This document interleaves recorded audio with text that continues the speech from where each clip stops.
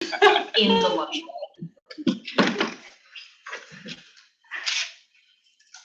Okay, good morning, everybody. Hi.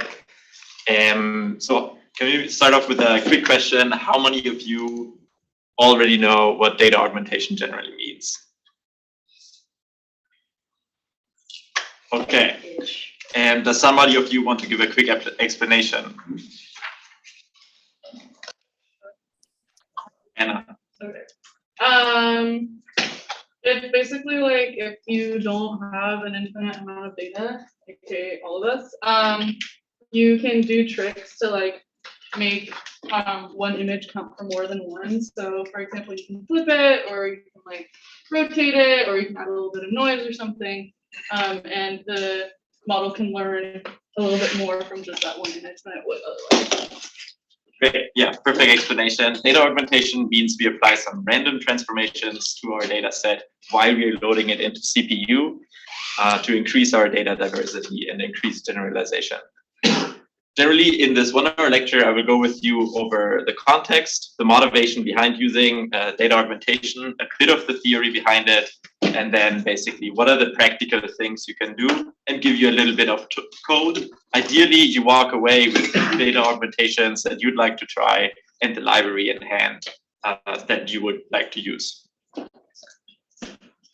So the status, when does data augmentation become relevant for you, is your model is trained, you have your training progress visualized in something like TensorBoard that we went over, and you have your evaluation metrics chosen and plotted. And now you're at the stage of, okay, you have like an acceptable, maybe test validation performance, but you want to increase your performance. So what are the run-of-the-mill tricks? Some of them Benny introduced yesterday. Data augmentation is another one of those.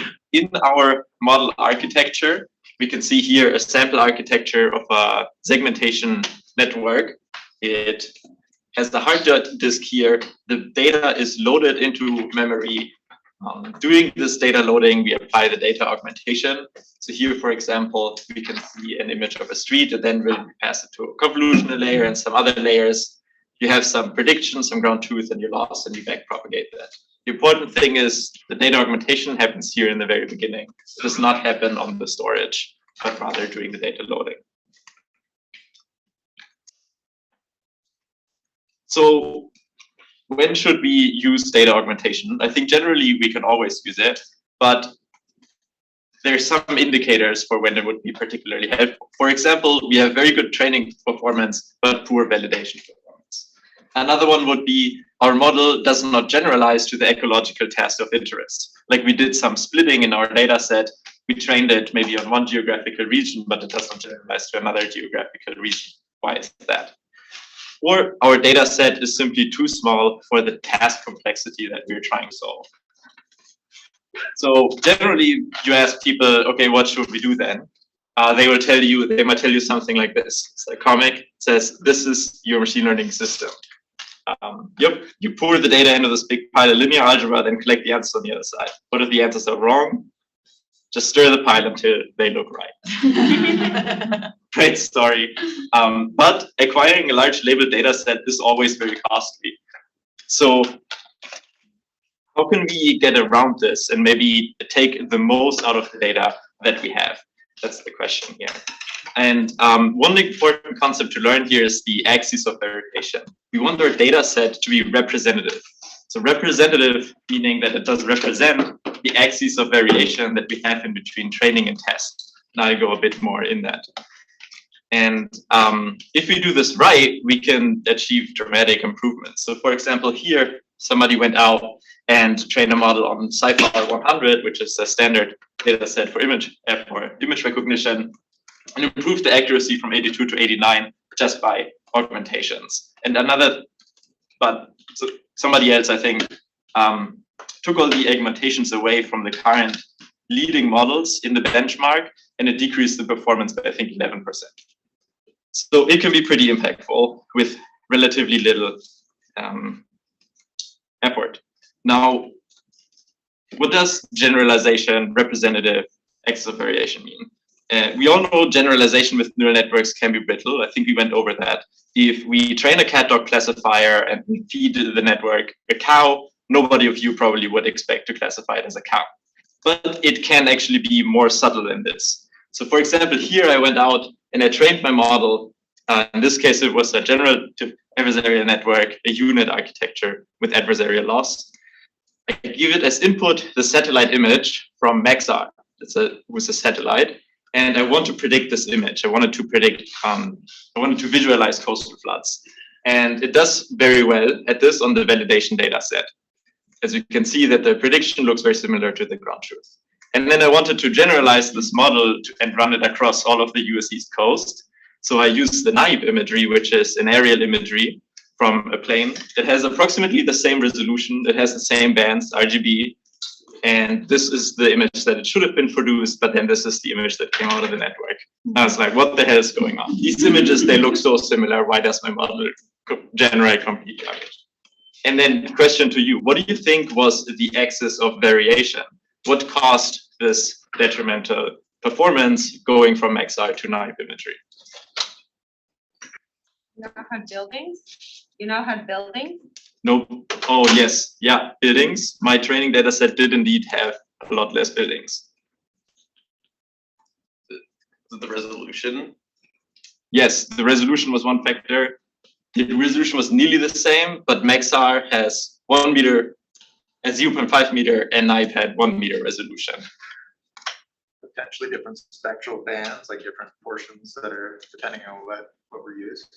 Yes, yeah. Also a good point. RGB isn't always RGB. RGB is on a spectrum of colors, and then different cameras pick slightly different bands, and then they assign the label red to this to the bands that they choose. Especially in satellite imagery, that is a big thing to be aware of. Another thing.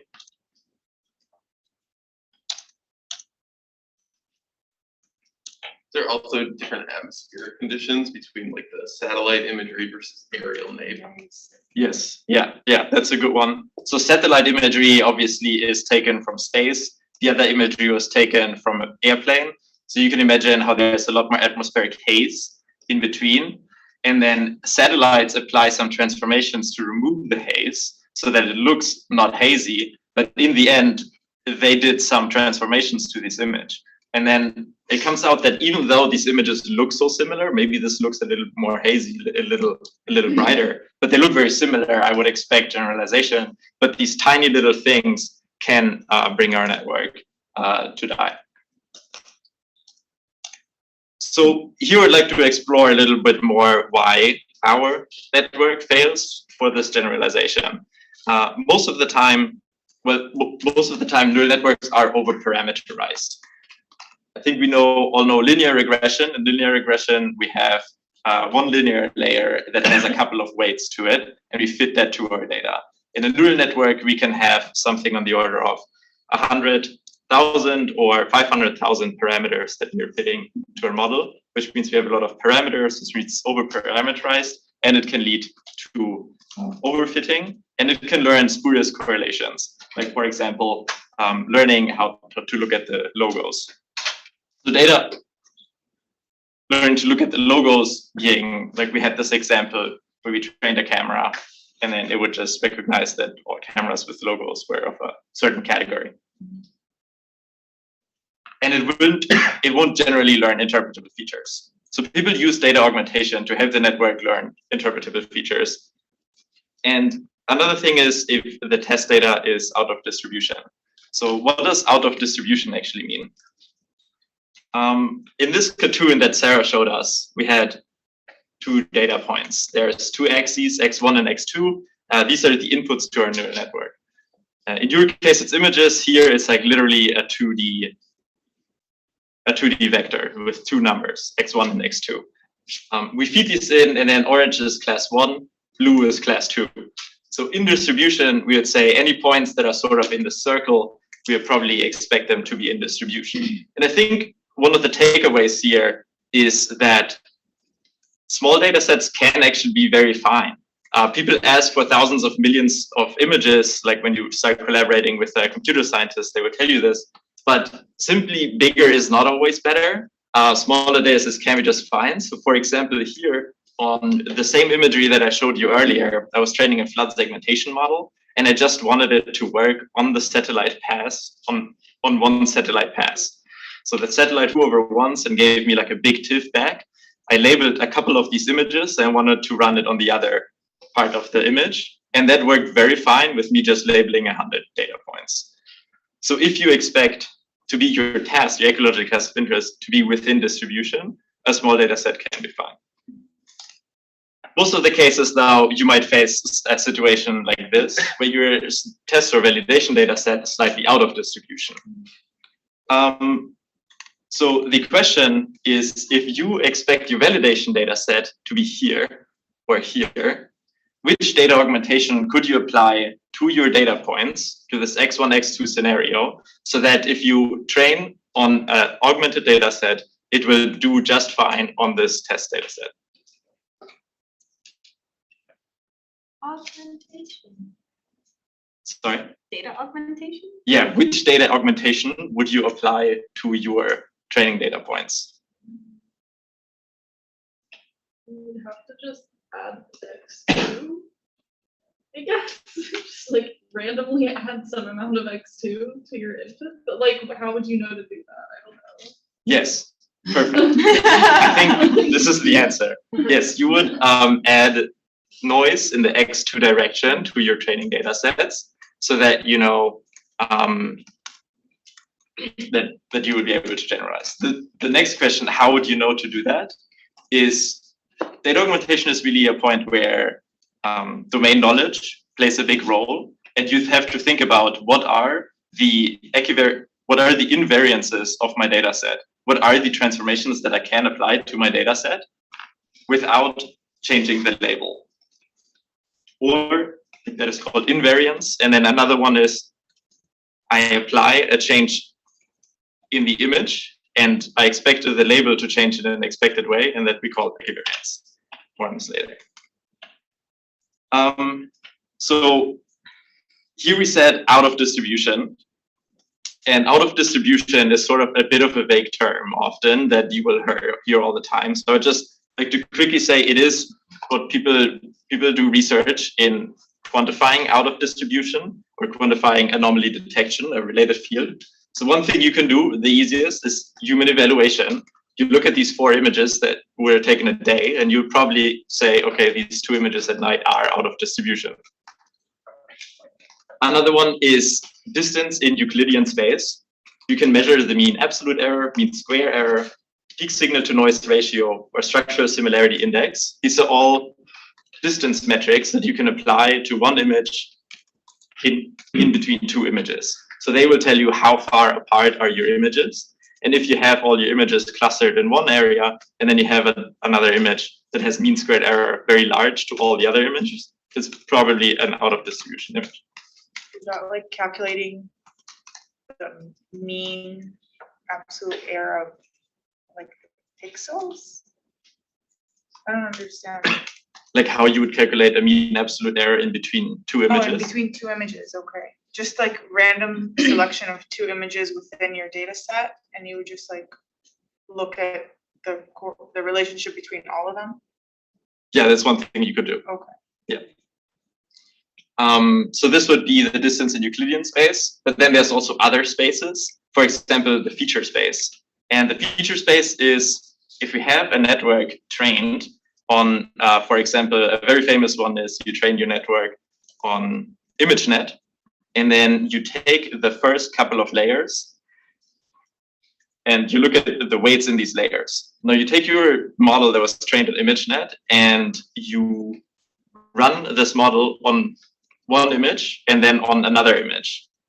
And the ImageNet trained model will give you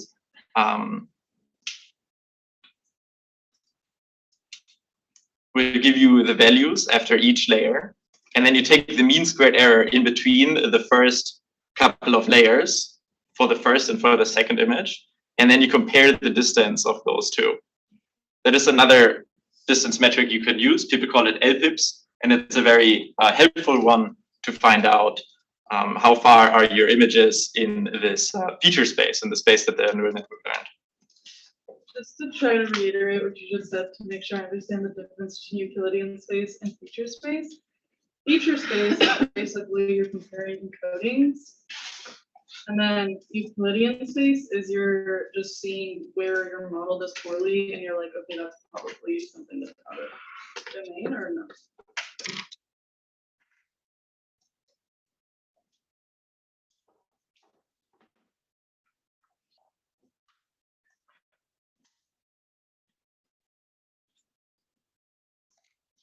Euclidean space and feature space are both spaces. They're both vectors, both that you compare to another vector. Okay. Plotting your results and finding out what are the ones where your performance is the worst, that's an evaluation trick you can do. That's Okay. Oh, wait. So is Euclidean space literally you just take the original pictures of the image or pixels of the image and you compare how far away? yes, yeah. Oh, okay. Yeah. Okay. Yeah. Okay. Yeah. Okay, thanks. That's actually, I think that's cool. And you can, there's lots of just like statistical, like general statistical properties of images that you can look at here, right? Like you can just take like an average, like a contrast metric across your images and try to see if you get clusters in terms of like contrast or in terms of brightness or like color values or whatever. Yeah, there's lots more things you can do here. Is there anything that you could get in Euclidean space that you wouldn't get in the feature space? Slightly more interpretable because you're not like mapping it through a bunch of nonlinear functions. Okay. Cool. But also it could be less representative because the neural networks often handle a lot of those variations like lighting. Right. Yeah, I think the biggest one is sort of like the image could look far away in Euclidean space because it has different lighting, but then in the feature space it might be very close. Yeah. These distances, excuse me, commonly used to select a training validation test set. Say like, okay, well, let's cluster these things and we'll sample for each of these clusters to build a set. Or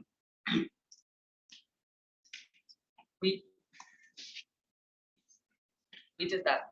We took that approach in this active learning paper we wrote, where we basically took like some pre-trained model, used it to cluster data, and then had humans label a few examples from each cluster in feature space as a way to like try to get coverage of like camera trap images in a new region, for example. But like if the original model is terrible, then your clusters won't make any sense, and then that might not be a very useful thing. So there's kind of like some trade-offs. What you can use it for is, for example, plotting bright versus non-bright images, and then feeding that into your model and creating a plot of like performance over brightness. Okay, so you found out how to augment this data set. If we augment and put a noise on our X2, we would create all these additional augmentation points and feed those into your network, and you would expect to generalize quite well. And the idea here is, okay, our data augmentation increases the size of our training data so that the test of validation data becomes a subset of the training data. In other words, you would like to convert extrapolation into interpolation.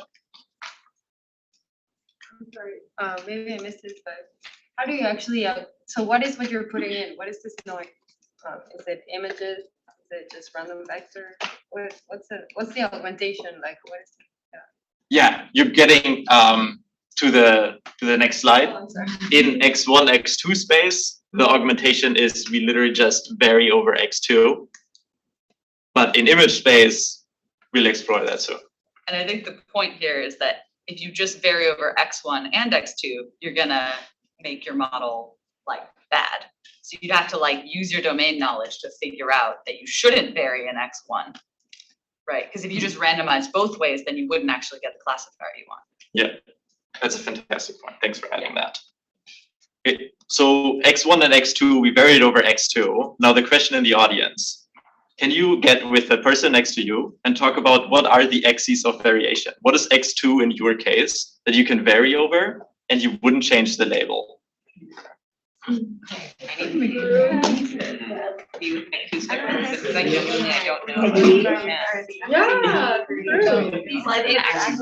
It's like. How high the school is. Yeah. No, that was, I mean, it's just different ways that Resolution. I've actually like images, so I can with the by symbolize. Some are less. If I just recommend it, Like whatever you do, like.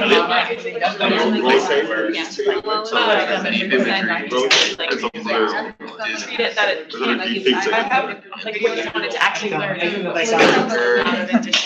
done Just like, that's basically what it's doing. But, I do like a bunch of. it's like, obviously, like. So Flip for you. Upside down. There's like very specific. I also upside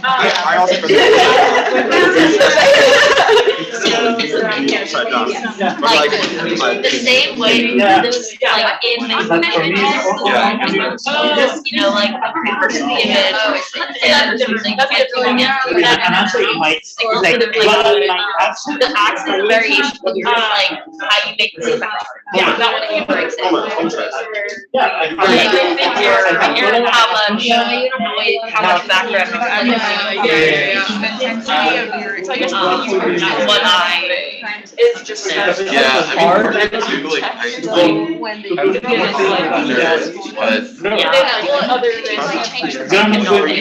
maybe you can. If you haven't switched yet, please switch. Contrast, color. You are totally nice touch. What is like a one sentence definition of axes and variation? Because I don't think I like. What's the difference between an axis of variation and just variation? and like, I have no idea what that is. Um, Like, is that a data augmentation? a dimension in which you could vary the data set, I guess I like. where the labels will be the same. Like, for example, if you look at an image and we vary the brightness, it'll be the same. Like, the classification will be the same. So it's just like different chunks of different like. Yeah. Like maybe in acoustics, you will add some like human noise, but the lemur will still have the same species. Yeah. Acoustics is a whole different, like the way that the augmentation you use for regular imaging, you can't use it. Yes. Like, Yeah, we have some of them. different, class. I agree. It would basically like how you're making this program. And then you said. I don't know, what is the axis of the regular? Well, there's a different, I'm actually changing the, like, What is the axis of the? changing this, like, all For me, augmentation it is is the changing. in that way. Like, unrecognizable. Like, there's so many ways. Yeah, it's all. Okay, thank you, everybody. Fundamental. Yeah. So Thank can, you. like, but you can like overlay, I guess. You can randomly cut chunks out. Yeah. Like. Okay, does somebody- Right, like the, yeah. Okay, can we do a quick sharing of what you find out? Who wants to share? Our main question was like, is this variation within class or like if you're classifying within class or within your whole data set? What is that? So axis of variation is a dimension, something you could change about your images without changing without changing the label of what you assign to this data value. Okay, so for example, if you have, if you're trying to identify between coyotes and dogs, you would try to add daytime coyote pictures because coyotes are mainly during the nighttime. Okay. Yeah. That would be mine. Yeah, great, thank you. Another one. You can just say Random brightness, rotation, noise, random rotation of the image and crop. random rotation, great. Overexposing some images. Ooh, that's a good one. Yeah. Blur. Blur, good one. More? Horizontal flip. Yeah, flip, horizontal flip. horizontal or vertical flip. Yeah. Casey brought up like cloud cover. That's a juicy one. Model to say like, oh, we know what haze looks like, let's add it. Yeah, let's add some haze. Cool.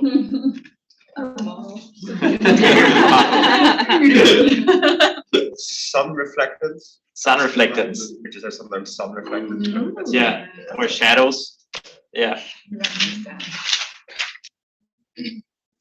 Well, okay, so acoustics is weird and different, but like the signal to noise ratio, messing with the signal to noise ratio. Yeah.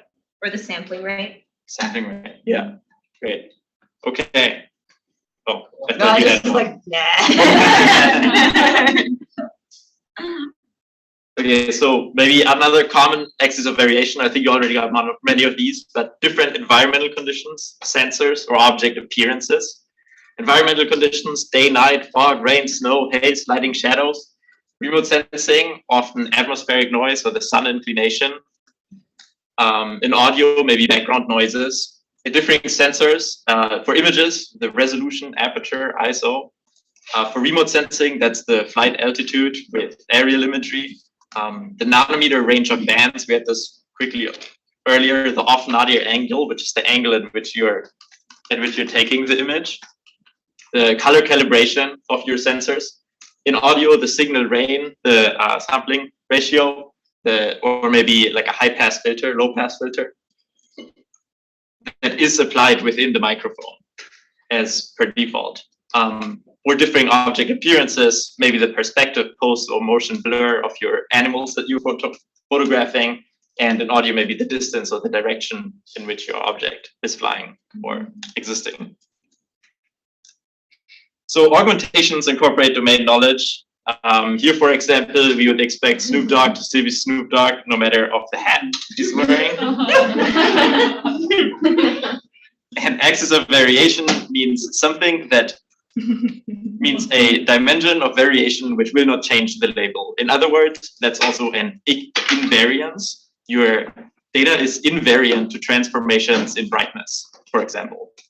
Or it is equivariant, which means it changes the label in a known way. In often of the cases, that is translation. Like if you have an image of a dog that's to the bottom left of your image, and you swoop the dog to the top right, you'd still expect it to a dog, but your label, your bounding box would change in an expected way, it would also swoop to the top right. So these are in-and equivariances. So we apply these in-and equivariances, built in our domain knowledge through data augmentations.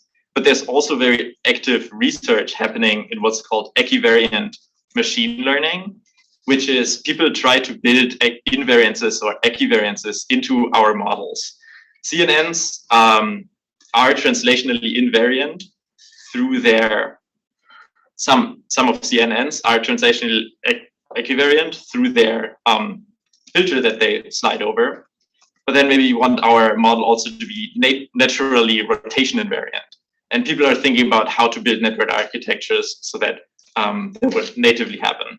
But that's also still an active area of research. So how would you actually implement this? There's libraries out there. And here first, I would like to go over with you over a couple of use cases and maybe some pitfalls. So flipping, somebody brought it up. We can do that for classification, detection, segmentation in images or remote sensing quite easily. But for example, we cannot apply it in re-identification. Our leopard will have a different pattern on the left and on the right side. Or also audio, we can't just flip the high and the low frequency bands. I think that would not make a lot of sense anymore. We have random crop and resize, very common one. Ben Weinstein quickly talked about this. He had these aerial images, but aerial images have flown at different heights. So whenever he loads in an aerial image, he takes a random box and then enlarges this box to the full 256 by 256. And here the big thing, transform your input, but also your label. Don't forget about your label. Otherwise, nothing would make sense anymore. Do not apply it maybe to satellite data or maybe to audio. because it ignores the proportion of your images. So here, for example, it might not be clear anymore if all of a sudden we have a whale or a tuna because we artificially increase the size of the object. How would you change the label for that one? Like, what would be a label change? You would go from bird to something else? Yeah, here I'm referring to the expected label change to be the change in the bounding box, being that if you do a bounding box detection, the model tries to predict the values of where the bounding box is within the picture. So it predicts, for example, top left and bottom right corner XY coordinates. So you'd have to shift these XY coordinates to then be this area in the image. Cutout, or time and frequency masking in the audio domain, or also called coarse dropout, is you add random points or squares or bars to your data that mask out specific areas. And this is maybe a bit of a counterintuitive one because it looks like you're kind of destroying your image here. But in practice, we learned about neural networks being over-parameterized and overfitting and learning spurious correlations. So the idea of the cutout is that randomly we mask certain areas so that the neural network has to learn to pay attention to multiple areas of the image. In other words, maybe not just learn to recognize a cat through their ears, but also through the whiskers.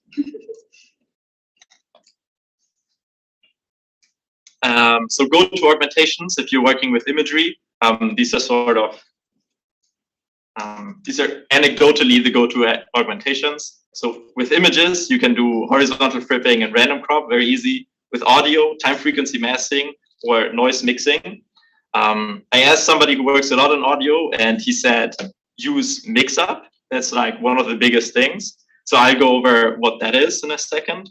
And then in remote sensing, just flip, rotate, add some blur. And in video, I'm not an expert here, but I think you can mix some audio and image augmentations.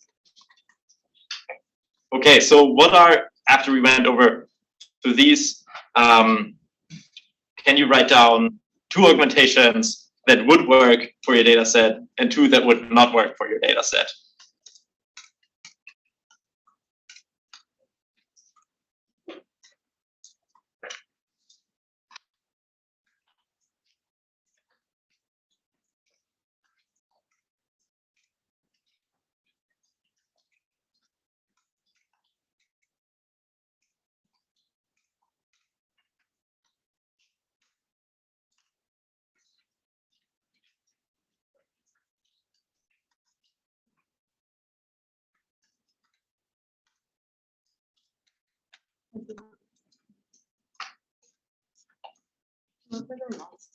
Yeah.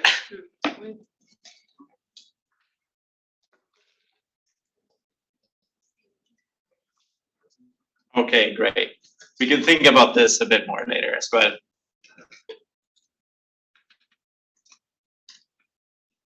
Other types of maybe a bit more advanced augmentations is noise or noise mixing in audio.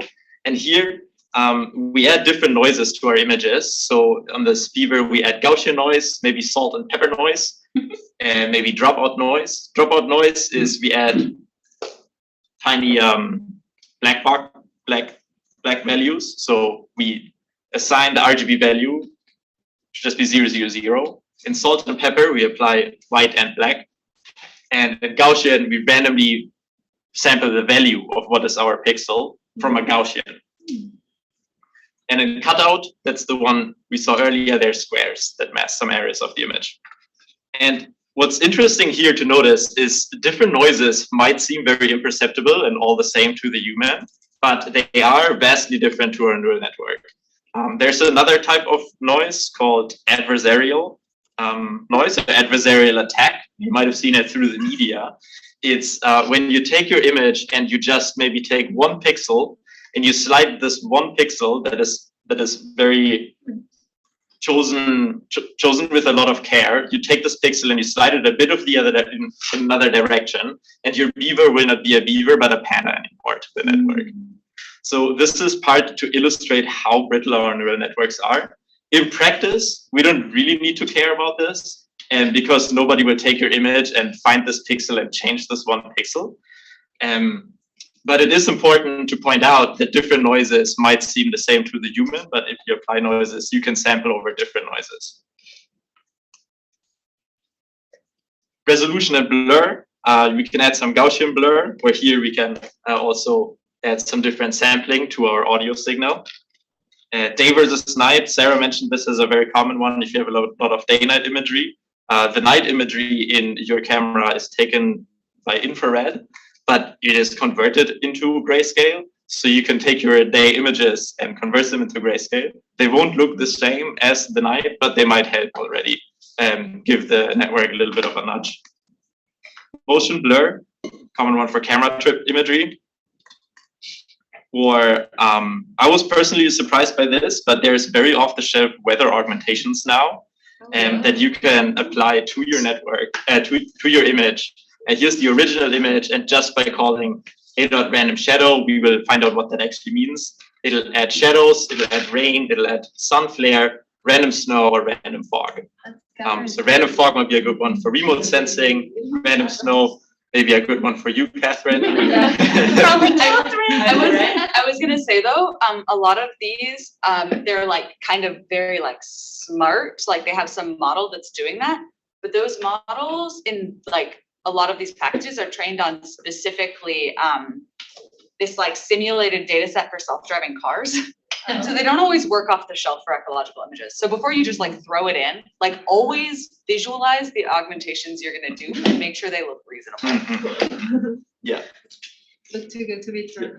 Also, rain isn't always rain. There's different types of rain, and maybe this type of rain does not capture the rain you have in your data set, but it might have. Another, you can vary over camera settings and artifacts. These are all possible things. Maybe think about which is the one that's most common in your data set and pick this one rather just picking all of them. There's some more advanced non-rigid transforms, which is we take our image and we do some grid distortion, or we do some even elastic transformations. It really depends here on your data set, whether that's applicable or not. We were recommended to use elastic transforms for our satellite imagery, but once we applied it, all the streets were just wiggly. So it didn't really feel like that's our data set anymore, so we didn't use it. Then mix up or cut mix. That's sort of something that people talk about. I've never personally tried it, but the idea is that networks can memorize corrupt labels and be sensitive to small changes in your input. So you'd think that this small change in input sort of could happen in between your images. So Mixup came up with the idea, we take two images from our data set and we create a linear interpolation of this image. So we just overlay them basically, but then we also apply the same transformation to our labels. So here in this audio, we can see this, there's a beach and there's a cafe, and we overlay the images to create this image, but we also overlay the labels. So here, the linear interpolation with 0.2 gives us labels that are 1 times 0.2 plus the other one equals 0.2. So we interpolate the labels and the image. And that seems to be a very common one for audio. The idea is it regularizes the network in between the samples by linear interpolating the labels. Just other augmentations, maybe random rotation. It doesn't really make sense for bounding box because then the bounding box is not parallel to your edges of the image anymore, or color jitter. Okay, implementation. How to go about implementing this? Basically, hesitate from implementing your own augmentations, although it might seem easy. If it actually is easy, okay, you can just implement it on your own. But as you start to also apply the same to your labels, I would strongly advise you to just take implemented augmentations that are already out there. If you are using a code base, first step would be check what are the augmentations that the code base already offers to you. I think YOLO V5 has some, GeoTorch has some for remote sensing imagery. If you're using those code bases, it's easy to apply them. And keep track of your random seed when you're doing this. more in this in the code. Common libraries for images are Augmentations, ImageAug for cornea.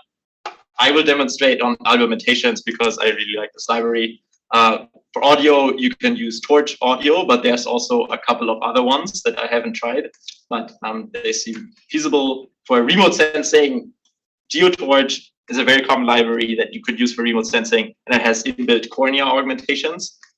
And for video, I think Torch Video has some augmentations, or cornea.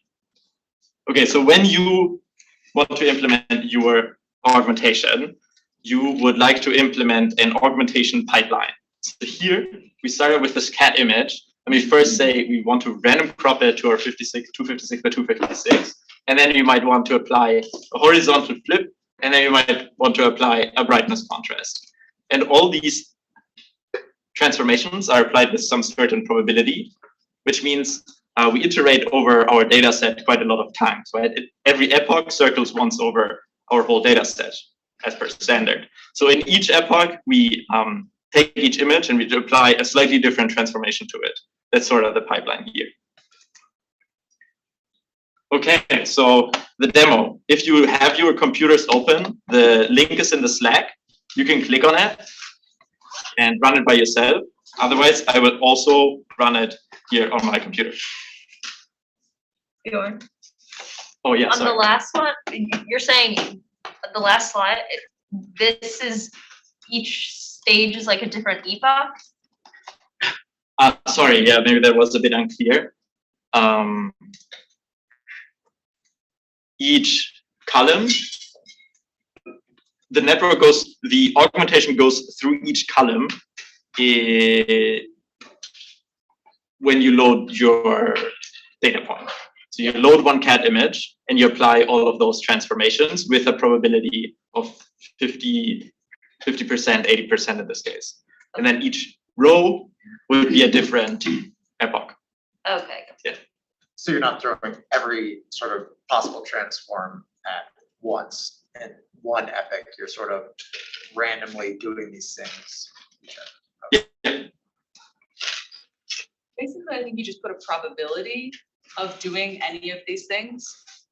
And then it just, there will be like, it'll randomly sample from 0 to 1 using like some random probability sampler. And then if it's like over that value, then it'll apply that augmentation. But you do want to be a little careful about when he's talking about with this pipeline, you want to be slightly careful about the order that you apply them in. So just sometimes there can be things that are slightly weird where like, just like think through it and make sure it makes sense. And then again, like this, if you have code where you use your data augmentation, like use your data loader and like just generate a bunch of sample images and you're like, wow, those look crazy, then you should probably change it. Is there a reason why you do it sort of per epoch and not just like create a, 100 to like 10,000 and do it all at once? Or? I don't change between epochs. I don't think that's what Bjorn was suggesting. Oh, okay. It's just like, it's like at every instance, you'll have some probability, so it will generate using different, you don't want to use every augmentation every single time, because then basically you have the same number of examples as you did before, they're just all warpy. You want it to be like random and different each time. So there'll be like some probability you actually like do the thing, and then maybe also some probability of like the severity of the thing. So it's randomized. You're getting like tons of like sort of dots in your embedding space for each. Cool. Do you keep so if you have 10 images, 2 will be changed and 8 won't? Is that how it works? Or I think it'll become more clear if you look at the code. it's just, okay, where's the link? I can't find it. In the general. In the general. And then you have Has anybody else found it? Yeah. Okay. I'll look for your name. Okay.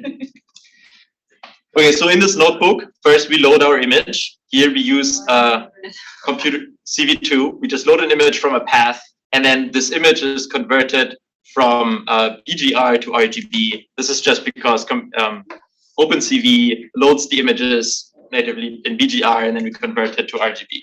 Because Augmentations, then the library we'll be using uses RGB. This sample is on the COCO labeling format, where we define our bounding boxes. Our bounding boxes are these points of, I think, upper left and lower right corner, but I might be a little wrong. And we have some categories, and we define that, okay, category 7 is cat, 18 is dog. There's some visualization code in here. If you bit, a good thing is always, like Sarah said, visualize the transformations that you apply and make sure that they're somewhat reasonable and expected. And also make sure that the labels were transformed so that they still match your image. Okay, now we want to define our augmentation pipeline, and that's really the key part here. So A comes from import Augmentations as a Augmentations a little earlier was installed by a pip, very easy. Sorry, not very easy, but it has one command that hopefully runs. And then you have this line here. So this is a.horizontal flip, and it'll automatically apply the horizontal flip transform with a likelihood of 50% every time you call it. So you call this every time you load an image into your memory, and then with a 50% probability, the image will be flipped horizontally. And Augmentation is super nice because it allows you to pass the bounding box. So you say, okay, I also want to flip my bounding boxes. They're in the format COCO, and the label fields are the category IDs.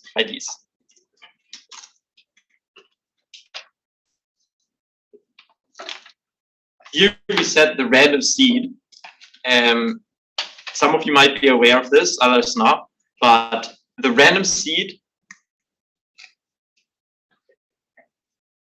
we sample our images, but we still want, so we're using some probabilities and some likelihood, but we still want all of what we do to be reproducible as much as possible. So if we run our code once and then there's an error, we want to run it again with it running into exactly the same error and not into a slightly different one or work even worse. So we set the random seed, which initializes sort of the random number generator, and then the random number generator within Python, within PyTorch, will start sort of at a fixed point, and that's what this random seed is doing. This random seed can get a bit messy because sometimes different libraries you import set their own random seed. I usually just do it in my train.py. I call the random.seed. I set it, and I also set a pytorch.random.seed. Okay, so now we have the random seed set, and we have our transform function that we defined above. And we pass it an image, we pass it the bounding boxes and the category IDs, and then we visualize it with the image, and we can see our image. I'm not sure if that was flipped. I think it was flipped because it was only flipped with a 50% likelihood. So now if we want more augmentations, we compose them like this. We just create a list of applying a horizontal flip, then maybe a shift scale rotate, a random brightness, and then maybe we shift our RGB a little bit. That was what we were talking about with the camera maybe being a bit differently set up. So apply this and we can see, okay, we get like a violet image.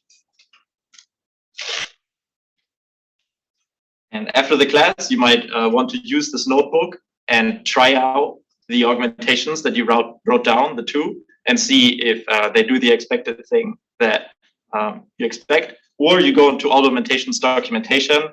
They have a long list of all the augmentations that you can apply.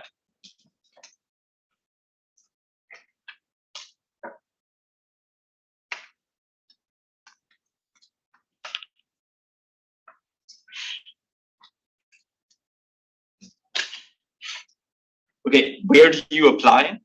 Where did you write this code? Right now we have this function called transform that applies these transforms one after the other. Where do you exactly put this in the code? I mentioned this earlier, but there's a hard disk storage. If we would just apply all the augmentations on our hard disk storage, we would quickly run out of storage because we might, like the number of images would grow exponentially with the number of transformations that we apply. So we apply them during the data loading in our CPU thread. So here, for example, we load a parrot and a cat. We apply the augmentation to be some RGB differences and some cropping. Here the cat, and then that's what we call our me batch. That's then fed to the CPU or GPU to train. In our code, Benny had this beautiful sample code, and he said, okay, my data set, and it has some transform. So this data set, when we initialize it, we pass it the transforms that we want. And then during get item, after we open the image and after we open the label, we apply the step.transform to the image and the label, and it'll return those two. So every time we call get item, it'll just call this transform, and our images and label are slightly transformed. This transform, you can make it as a class or as a function. Here I made it as a class. I call it my transform, and then I give it this transform variable that is a composition of random crop, horizontal flip.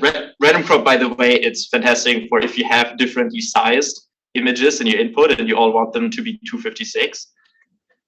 And also some normalization. I think Brian mentioned it yesterday, but maybe you want to center your data around mean zero and unit variance. And then you can also put to tensor, where you take your NumPy and you convert it into a torch tensor. These are then actually not augmentations anymore. They're just transformations. But as you define your augmentation pipeline, you might as well just put the transformations in there. Your bounding boxes, don't forget this. And then you have your Ceph transform. Call means that whenever we call our class, it'll just call this function. It's but the best practice is load these augmentation parameters from a separate config file. So you don't have to go into dataset.py if you realize that one augmentation might be not that useful. You can just change it in the config.yaml, and you can also use it as a hyperparameter maybe later on when you want to improve your performances. You can switch some augmentations off, some on, and you can play with it easily if you have it in your config.yaml. So then in your train.py, we import the my transform and my dataset from dataset.py. We set our random seed. It doesn't matter what you set here. You just remember what you set. You define your data, and then you initialize your transform. You initialize your dataset by passing the transform, and then that should be all set. There are some other augmentations that people talk about, but I would like to tell you that they are great and they might have a lot of potential, but they're also still in research stage. So they might sound really great if you read the paper, but there's maybe some precautions to take care. So some people use generative vision models to generate extra data. So for example, the most popular one is a GAN, and you train your GAN on all of your data set. And the GAN sort of works like you sample from noise and you make this, and the GAN transforms this noise to be just in another image. So this works, but it can be quite expensive because first of all, you have to train this GAN. But then also when you sample from the GAN will still have some form of distribution that it learned over the images. So if you maybe train your GAN to generate cats and dogs, it still won't generate a cow. So there's certain limits to what the GAN can do. Auto-augment, this is some fancy idea where you use reinforcement learning or meta learning to choose the augmentations that are the most useful for your data set during training. It sounds great, but it also requires like an insane amount of compute. There's augmentation with adversarial examples. That's the one where you have the noise. I have gotten to know these methods as they make your network more robust to adversarial examples, but I haven't seen them yet convincingly make it more robust just to all kinds of noises.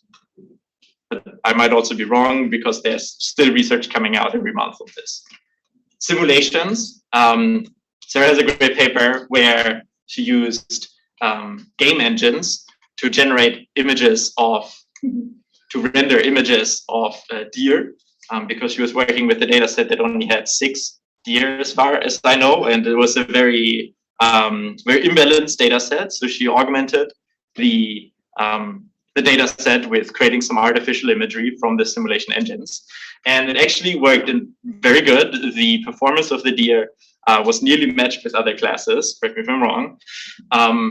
So it works fantastically, but it requires a lot of effort to build the simulation engine. I think he even used multiple simulation engines We compared some, yeah. and compared some.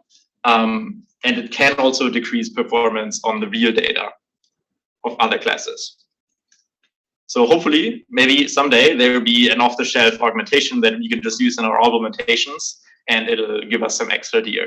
There's a startup that sort of claims that they do this end to end for camera traps. And I'm just so, maybe they do, maybe they don't. But I think the thing that is definitely a money sink is that in order to do this effectively, you need a 3D model of the environment you expect to see. And you want probably some variation in that. And then you also need a 3D articulated model of your species. And it's super unclear still, because we did this at a very coarse taxonomic level, how fine-grained the textures of the, like, could we have done mule deer versus white-tailed deer with this? I don't know. Okay. So last slide, when to stop augmenting and label more data, because augmentation, as you might have noticed, is definitely a rabbit hole that you can go down with, and you can build ever more nice augmentations. So maybe earlier said you have your evaluation metrics set up, so monitor those while you do the augmentation. If you add more augmentations and it doesn't majorly improve your evaluation results, maybe that's the point where you just be like, okay, the most standard augmentations don't really help anymore. So let's move on with other things. So for example, you can plot your accuracy over the axis variation of day and night. You monitor if your night accuracy increases if you add some augmentations of grayscale, other things you can do. Data augmentation also helps, but it's not a silver bullet. Anomalies will most likely still anomalies, and some generalization tests might still be too difficult. For example, I tried to augment my Maxar imagery from the start with all kinds of things so that it looks as much as possible like the night imagery. But it was still performing relatively poor on the night imagery. So I think this shift, even though it looks easy, is more complicated than we'd expect. So yeah, in the end, data augmentation helps, but also stirring the pile higher in the end might be is still a good solution. Okay, takeaway, augmentations are a run-of-the-mill trick that can significantly increase generalization to a validation data set. You want to build in your domain knowledge in the data augmentations to exploit these axes of variations. And I hope you take away 2 augmentations that you'd like to try on your data set. Thank you so much.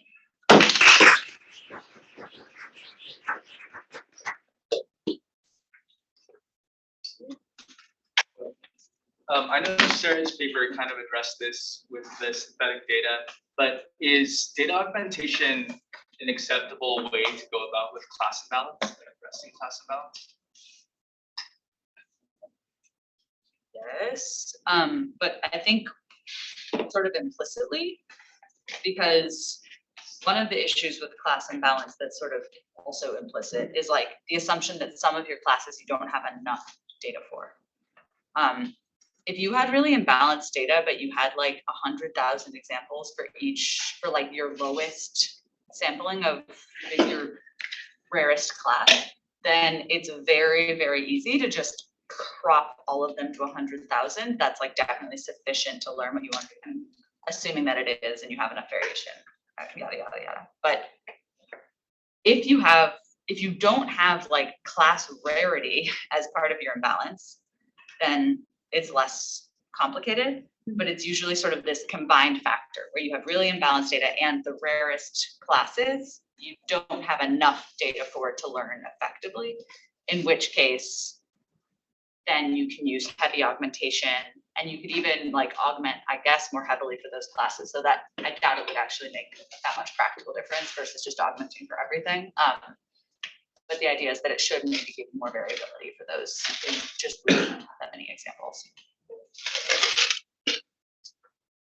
So you can like augment for certain classes, but not, or maybe certain classes more than others. It's not like completely the same. Like, is that possible? I mean, I just don't think, yes, you could. I don't think it would matter. Like, I think augmenting your common classes isn't going to hurt you. Yeah, so I wouldn't make that, I doubt in practice that it can make any difference. And so you might as well just be simpler and augment everything, but it might help your rare classes a bit.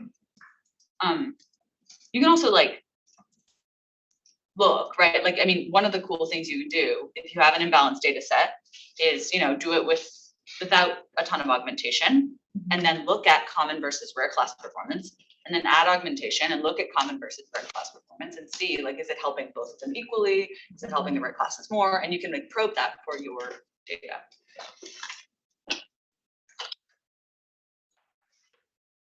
So you mentioned like just putting your transforms in the config file, but how can you, like, what's the way that you do that? Because these are like a list of functions, right? And your config file is going to be text. So then how, when you read that like text block in, do you just need to like write something to parse that says, like, has the names of them, or what is the like actual?